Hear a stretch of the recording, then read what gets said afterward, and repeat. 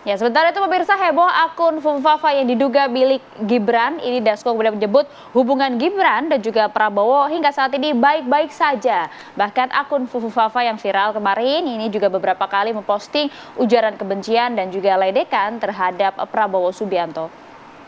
Menanggapi hal ini, Sufmi Dasko menyebut hubungan Prabowo dan juga Gibran nampak baik-baik saja, tak ada masalah terkait dengan hal ini.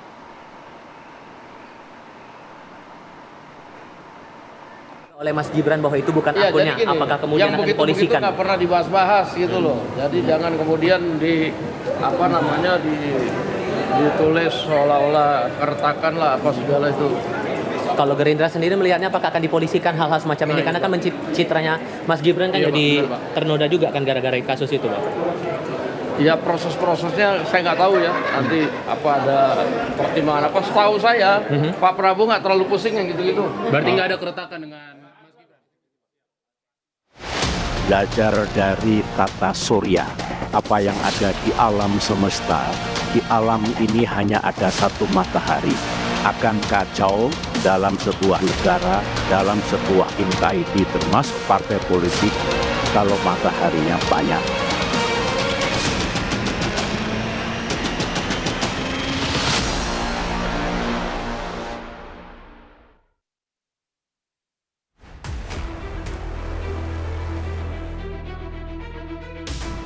Ketua Majelis Tinggi Partai Demokrat Susilo Bambang Yudhoyono menyinggung soal matahari kembar pada politik ataupun dalam kehidupan bernegara. Dalam pidato, mantan Presiden RI ke-6 itu menuntut kader Partai Demokrat agar belajar dari tata surya.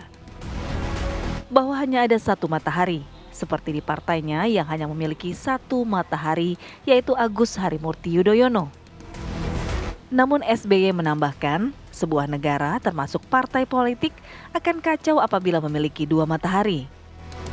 Ada falsafah yang bagus, belajar dari tata surya, apa yang ada di alam semesta. Di alam ini hanya ada satu matahari, tidak ada lagi. Sama dengan Partai Demokrat yang kita cintai, hanya ada satu matahari, yaitu Ketua Umum kita. Akan kacau dalam sebuah negara, dalam sebuah entity termasuk partai politik, kalau mataharinya banyak. Bisa dibayangkan. Makin panas karena matahari sudah panas, kalau ada dua, ada tiga, bagaimana? Pernyataan yang cukup mengundang perhatian publik ini menyebabkan multi tafsir. Ada yang mengaitkan kepada pemerintah, partai lain, bahkan untuk internal kader partainya sendiri.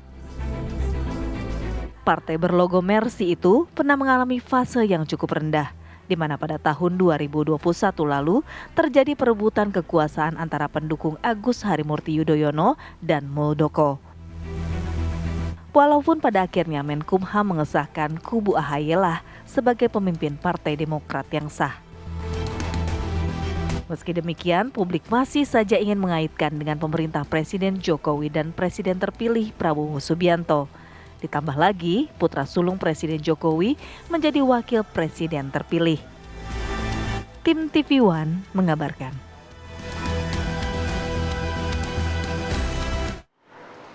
Ya, apa makna sebenarnya dari pernyataan Susilo Bambang Yudhoyono soal matahari kembar, selain menyebut itu di internal Partai Demokrat, tapi juga menyebut kata-kata bernegara dalam kalimat yang sama.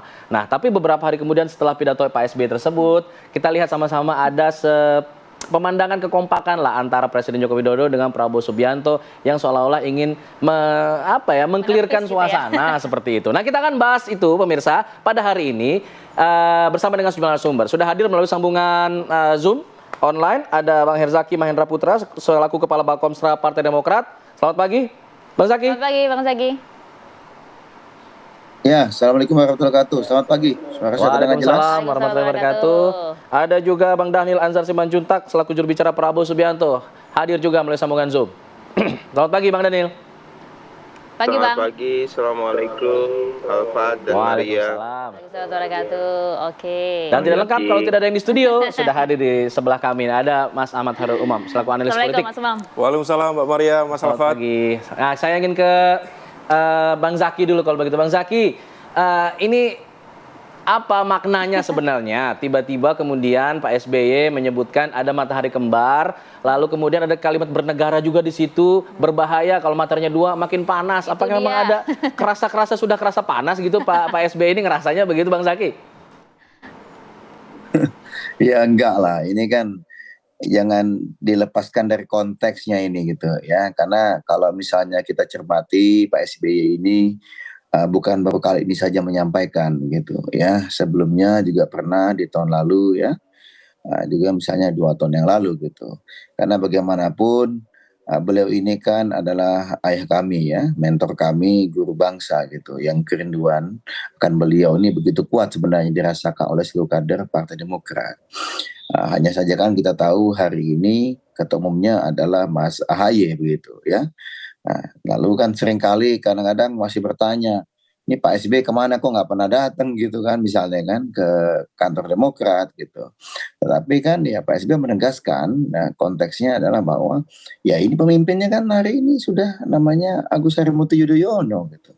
Bukan lagi Pak SBY, beliau kan sudah menepi dari hiruk pikuk politik praktis ya gitu.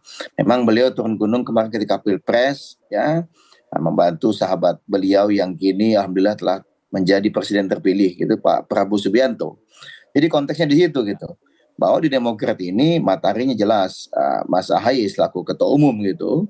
Ya, tapi kan beliau tadi lagi-lagi kalau masih sering main, sering turun, sering datang ke kantor Demokrat itu kan nanti publik melihat wah ini kok masih Pak SBY masih aktif ini gitu kan. Nanti seakan-akan bahwa ada 2 matahari. Nah, itu yang penegasan yang beliau sampaikan gitu. Selama ini makanya beliau kan kita lihat, kita tahu fokusnya melukis misalnya. Kemudian bagaimana membangun tim voli Lavani yang 2 kali juara Proliga kan begitu.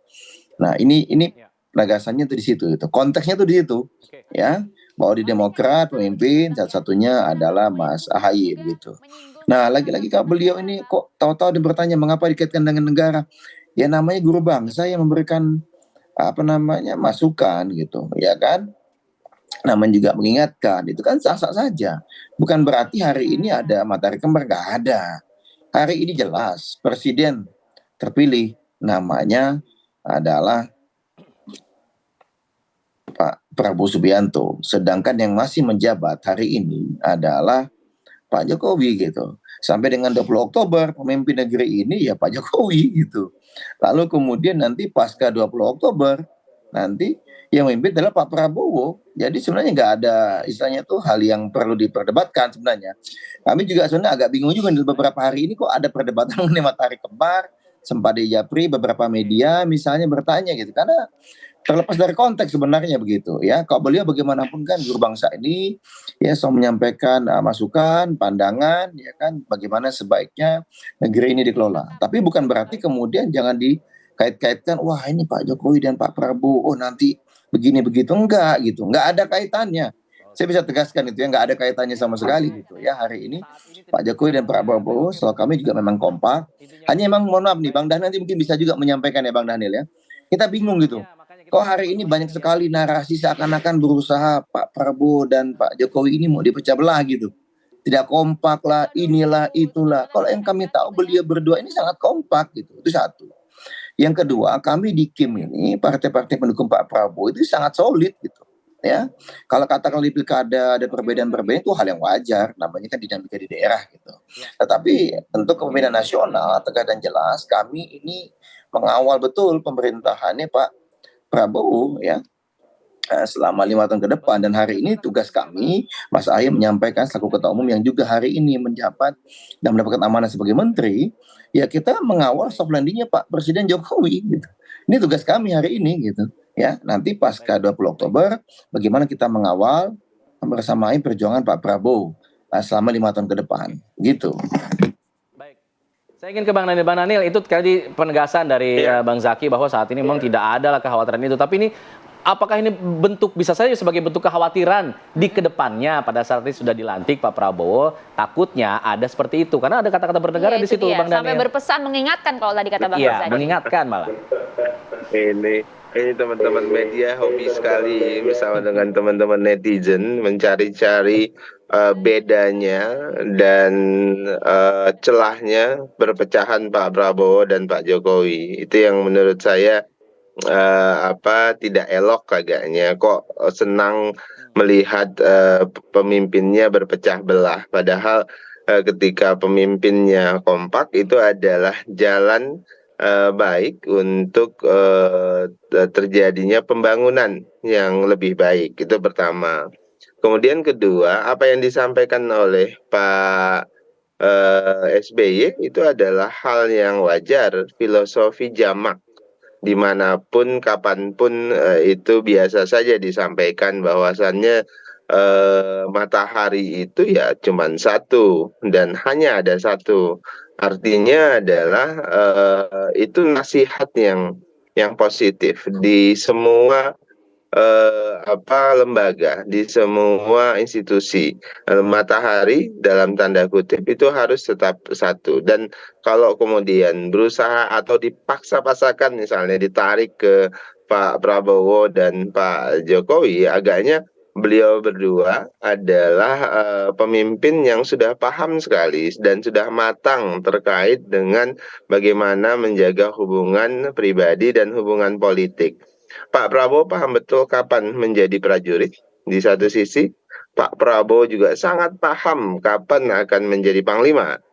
Pun demikian, Pak Jokowi tentu juga paham kapan beliau menjadi panglima penuh dan kapan menjadi prajurit, karena beliau berdua melalui banyak fase-fase kepemimpinan politik atau kepemimpinan di institusinya masing-masing. Jadi Mas Alfat, Mbak Maria, Pak Prabowo paham betul, ini saya tegaskan, paham betul kapan harus jadi prajurit dan kapan harus jadi panglima. Oke, aman-aman saja. Mas Umam, percaya Mas, aman kok Mas katanya. Ya memang bahasa panggung dan bahasa belakang tentu berbeda. Ini dia. Tetapi begini, bahwa apa yang disampaikan Pak SBY itu tentu kalau nggak salah itu kan dalam forum internal ya, di Betul, Partai Demokrat. Memang itu adalah refleksi internal. Tetapi bagaimanapun juga statement itu tentu bisa dikontekstualisasikan sebagai sebuah nasihat atau early warning mechanism. Jangan sampai kemudian di dalam ranah bernegara kemudian terjadi seperti itu.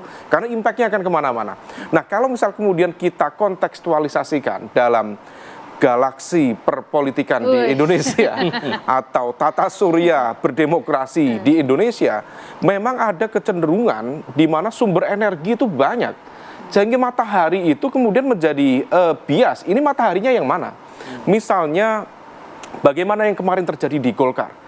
Ini kan ada satu kekuatan, tetapi ada kekuatan lain yang kemudian seolah kemudian mencoba untuk mengintervensi. Ini galaksi kekuatan mana? Ini matahari yang mana? Nah, kekuatan yang mana itu boleh dijawab ya Mas ya? Usai jeda berikut ini. Usai jeda kita akan kembali lagi mendalami apa yang disampaikan Mas Umam. Usai jeda. Tetap di sini Apa Kabar Indonesia Pagi. Ya pemirsa, kita lanjutkan diskusi. Kalau tadi sempat terpotong ya Mas, jadi yang dimaksud kekuatan siapa itu yang dimaksud oleh Pak SBY ini?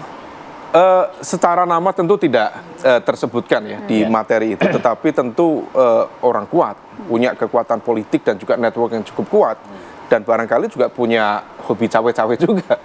Nah, tetapi begini, bahwa kalau misal kita refleksikan kenapa kemudian materi kontemplasi itu cukup relevan, memang ada cukup banyak konteks isu yang kemudian menunjukkan tren serupa.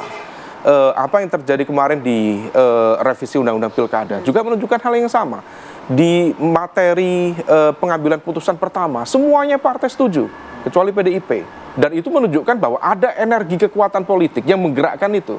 Tetapi begitu masuk di pengambilan putusan kedua, tidak terjadi. Itu juga menunjukkan ada kekuatan politik yang juga menggerakkan itu. Karena rasa-rasanya itu juga menjadi sebuah fenomena pertama pasca reformasi, di mana pengambilan putusan pertama dan kedua split, tidak terjadi.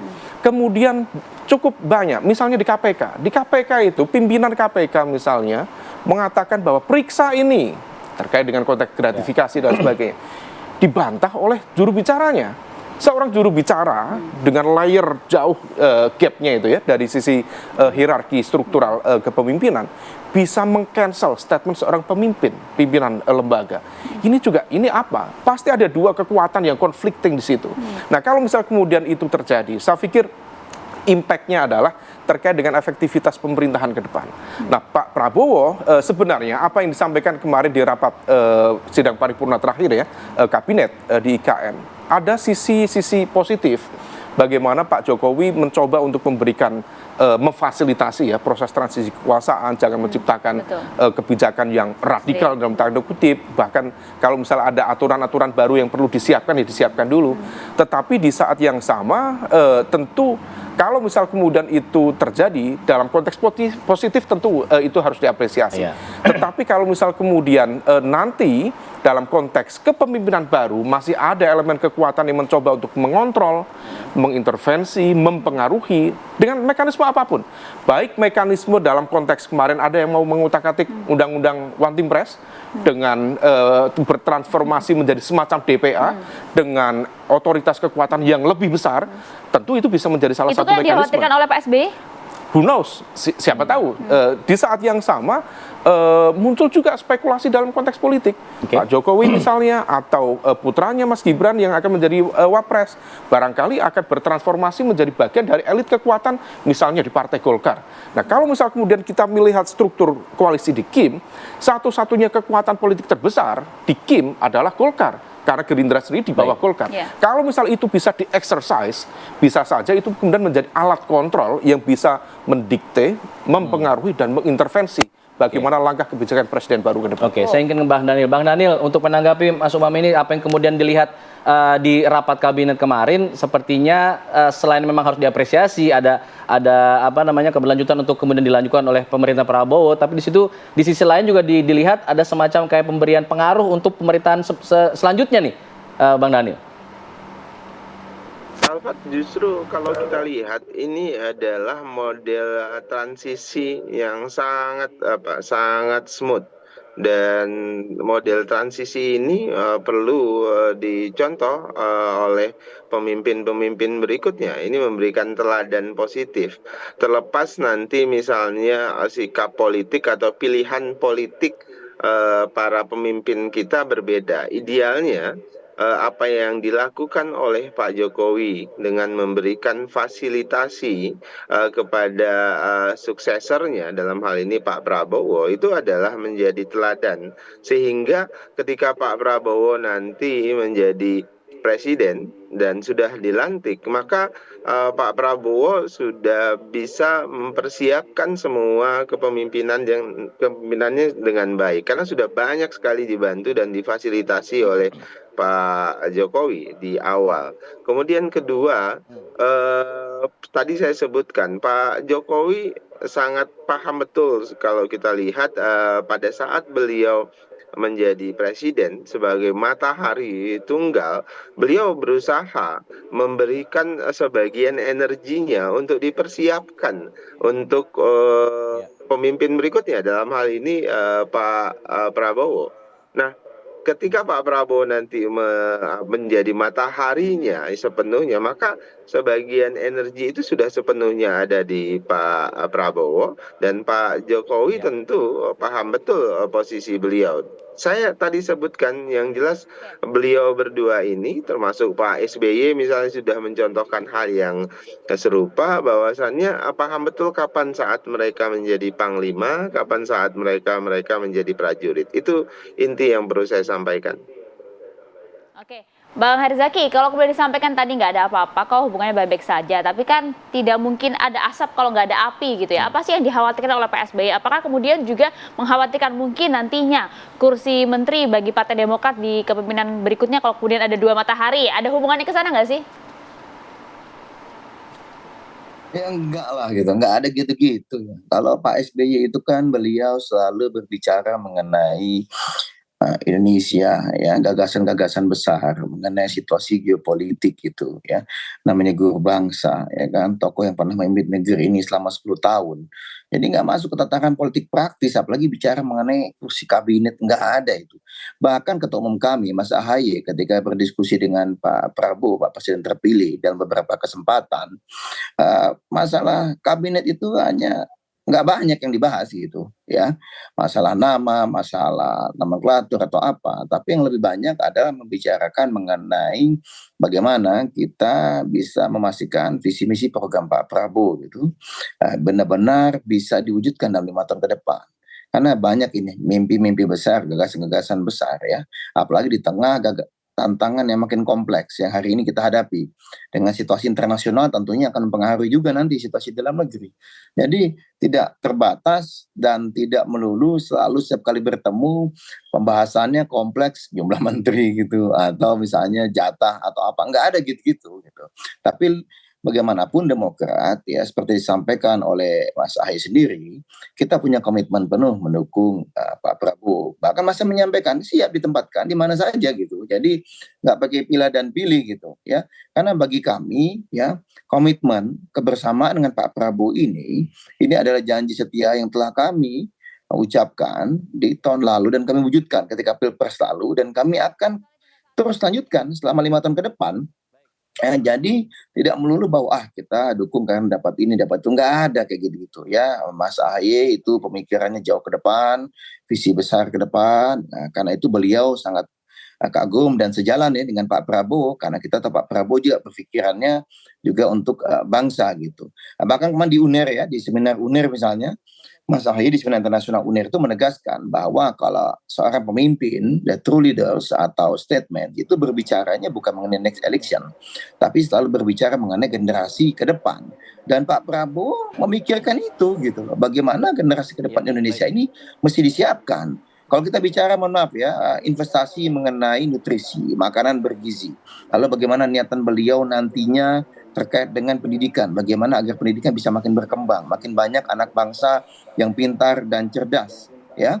Itu kan tidak akan bisa dirasakan dalam 5 tahun ini gitu loh hasilnya secara langsung, tapi bisa jadi baru akan 10, 15 dan 20 tahun ke depan. Tetapi itulah the true leaders. Nah, ini yang kami lihat bagaimanapun komitmen Demokrat, Mas Ahaye dan juga Pak SBY, ya, kepada Pak Prabowo ini akan terus jalan dan berjalan terus gitu. Baik. Ya. Oke.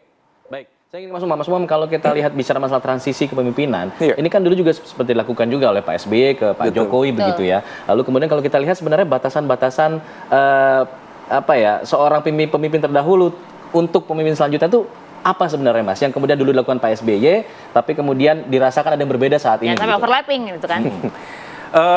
Tentu yang pertama itu setidaknya transisi kekuasaan itu kemudian memberikan ruang yang lebih leluasa bagi kepemimpinan baru untuk mengekspresikan isu-isu kebijakan yang memang menjadi fokus dari concern mereka yang dikampanyekan, yang dijanjikan dalam proses kampanye politik. Kalaupun kemudian sisi perbedaan, rasa-rasanya tidak banyak perbedaan.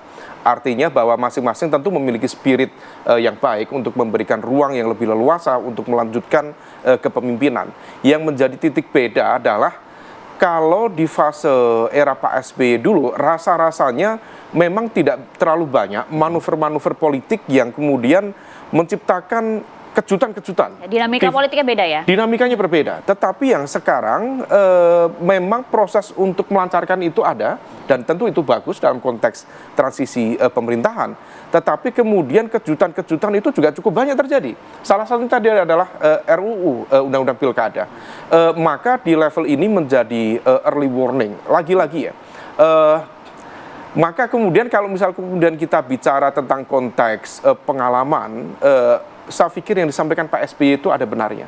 Karena beliau juga pernah memimpin negara. Bagaimana dalam proses pemerintahan, kalau ada dua kekuatan besar, kalau dalam bahasanya Theodore Roosevelt itu, jangan sampai ada two conflicting forces. Maka harus only one leader itu yang kemudian akan menentukan bagaimana kemudian arah itu bisa dijalankan. Karena kalau misal tidak, dinamika politik dan instabilitasnya itu akan tercipta dan itu akan membayangi transisi kepemimpinan dan juga kekuasaan baru dan itu tidak produktif dalam konteks penciptaan baik itu tata kelola pemerintahan secara general maupun dalam konteks pemerintahan yang efektif. Nah kemudian kalau misal kemudian ini bisa dijalankan dengan baik dalam proses transisi ke depan tentu akan produktif. Tapi kalau misal tidak dengan segala exercise kekuatan tadi ya, baik itu dengan mengutak-atik undang-undang One Team Press atau dengan nanti melakukan merajut kekuatan baru dengan partai politik yang tersedia misalnya, maka jangan-jangan itu kemudian menjadi area yang justru akan sangat sensitif dan tidak begitu produktif untuk pemerintahan yang akan datang. Apakah ini juga dikhawatirkan oleh Pak SBY? Nanti Bang Herzaki jawabnya usai jeda ya, sesaat lagi.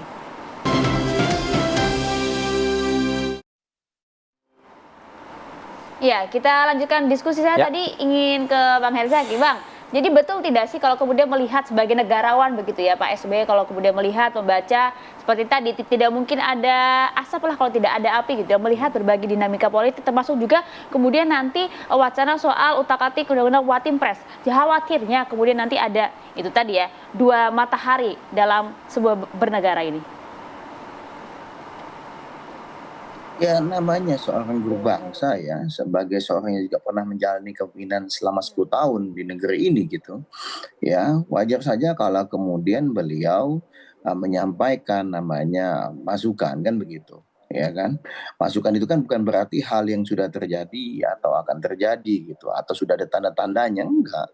Tapi beliau menyampaikan itu tadi dalam kerangka bagaimana nih ya hari ini dan ke depannya. Kita ini ingin agar pemerintahan Pak Prabowo ini berjalan dengan efektif.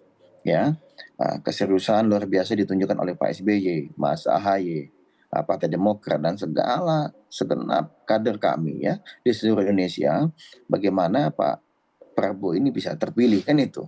Lalu kita juga menginginkan apa yang kemarin menjadi gagasan-gagasan besar Pak Prabowo ini benar-benar bisa terwujud gitu. Tapi ini bukan berarti dalam konteks bahwa wah kita takutnya nanti Pak Prabowo ada yang mohon maaf ya, ada yang membayangi gitu, ada yang matahari kembar, ya enggak lah. Kami meyakini Pak Prabowo ini kan strongman ya. Kita lihat beliau ini memang sangat menghargai, menghormati gitu tokoh-tokoh pendahulu beliau gitu. Kita lihat bagaimana beliau misalnya sikapnya sangat hormat kepada Pak Presiden hari ini Pak Jokowi. Begitu juga kepada Pak SBY maupun juga kepada Presiden sebelum ini gitu. Jadi janganlah kemudian disalahartikan itu bahwa sikap hormat ini, sikap menghargai ini lalu kemudian membuat seakan-akan Pak Prabowo mudah untuk diintervensi. Enggak. Ya Pak Prabowo misalnya sering berdiskusi juga dengan Pak SBY.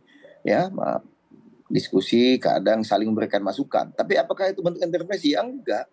Ya. The real leadernya nanti, pemimpinnya nanti di 20 Oktober 2024, Pak Prabowo, one and only Pak Prabowo gitu loh. Ya. Nah jadi bukan berarti berbicara langsung kemudian nanti ada ketakutan ini, ketakutan. Bukan. Namanya Pak SBY hari ini begitu bicara konteks partai, beliau juga mengingatkan kepada kami sebagai kadernya ya juga dalam konteks negara gitu. Bahwa kesetiaan itu tunggal ya, bahwa Demokrat setianya adalah kepada Presiden hari ini Pak Joko Widodo 20 Oktober 2024 ke Pak Prabowo Subianto. Itu konteksnya karena tadi refleksi di internal ulang tahun Partai Demokrat sebenarnya. Jangan kemudian dikembangkan menjadi narasi bahwa di negara ini ada potensi dua matahari gitu. Oke, Bang Daniel, tadi Bang Daniel mengungkapkan mengenai Pak Prabowo ini tahulah kapan bertindak sebagai seorang prajurit, kapan bertindak sebagai seorang panglima. Nanti pada tanggal 20 Oktober tentu ia akan menjadi panglima tertinggi di negara ini. Nah, apa kemudian jaminannya nih Pak Prabowo sebagai seorang panglima tertinggi nanti pada tanggal 20 Oktober agar kemudian pemerintahannya tidak ada pengaruh dari luar lagi, tidak ada cawe-cawe begitu istilahnya? Pemerintahan Pak Prabowo pasti akan ada pengaruh dari luar, Mas Alfat. Pengaruh dari luar apa ya? Rakyat, aspirasi rakyat, kemudian masukan banyak pihak. Kan selama ini juga Pak Prabowo misalnya ada dua nih. Pertama ada pihak yang melihat Pak Prabowo ini akan dipengaruhi, akan dicawe-cawe oleh pihak lain atau tokoh tentu bahkan akan dicawe-cawe oleh Pak Jokowi. Ada yang selalu mengkritik itu. Tapi di sisi lain ada juga yang kritik Pak Prabowo. Pak Prabowo ini akan akan otoriter, akan anti demokrasi dan macam-macam. Kan itu muncul dua nih. Jadi sebenarnya Pak Prabowo yang mana begitu? Kalau yang mau Anda kembangkan atau orang-orang tertentu kembangkan yang mana? Karena di satu sisi Pak Prabowo akan dituduh orang yang akan sangat tough, kuat begitu, bahkan ada ancaman demokrasi dituduhnya. Kemudian di sisi lain Pak Prabowo dituduh akan dikendalikan oleh pihak lain, akan dikendalikan oleh Pak Jokowi dan sebagainya. Jadi ini kan sedang dikembangkan oleh mereka-mereka yang pada prinsipnya pertama tidak suka dengan Pak Prabowo dan tidak suka dengan keterpilihan Pak Prabowo secara politik. Kemudian kedua ya tidak suka dengan kekompakan para elit bangsa kita. Nah ini yang menurut saya hati-hati dan kami sangat hati-hati mendengarkan dan melihat perspektif yang sedang dibangun. Yang jelas Pak Prabowo menjadi panglima tentu sebagai panglima negara yang sangat demokratis. Pak Prabowo akan memimpin sesuai dengan nilai-nilai kita yang eksis, sesuai dengan Undang-Undang Dasar 45, sesuai dengan konstitusi yang berlaku. Kemudian Pak Prabowo pasti akan dipengaruhi dengan aspirasi rakyat, dengan para tokoh yang memberikan masukan dan sebagainya. Kira-kira begitu Mas Alvan. Oke. Baik, saya terakhir ke Mas Umam untuk menanggapi mengenai pengaruh dari luar. Tadi kata Bang Daniel, ya ada pengaruh tapi dari rakyat, tidak dari yang lain. Dipastikan seperti itu. Ya tentu itu menjadi sebuah harapan. Sama juga tadi yang disampaikan oleh Bang Daniel, kalau ada kemudian kekhawatiran ketidakdemokratisan kepemimpinan seorang Pak Prabowo, atau kekhawatiran ada kemudian kekuatan yang mendrive Pak Prabowo, ya itu bagus karena berarti itu masuk dalam ranah kesadaran teman-teman yang akan menjadi the ruling power di Indonesia ke depan. Artinya kekhawatiran itu perlu dijawab dengan baik supaya kemudian apa? Bahwa pemerintahan baru itu harus berjalan efektif tanpa kemudian conflicting forces itu justru menyandra kekuasaan baru yang justru menjadi tidak produktif.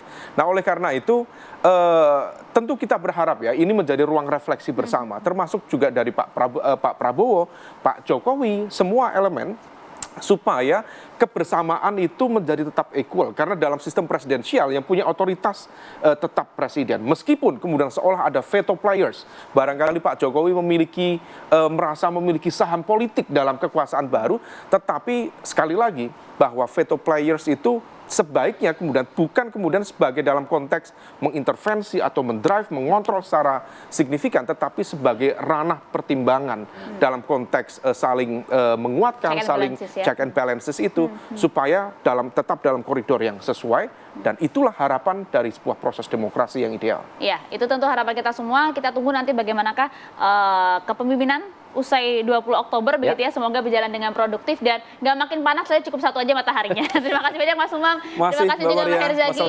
Bang Daniel, terima kasih waktunya pagi hari ini. Salam sehat untuk Anda semua.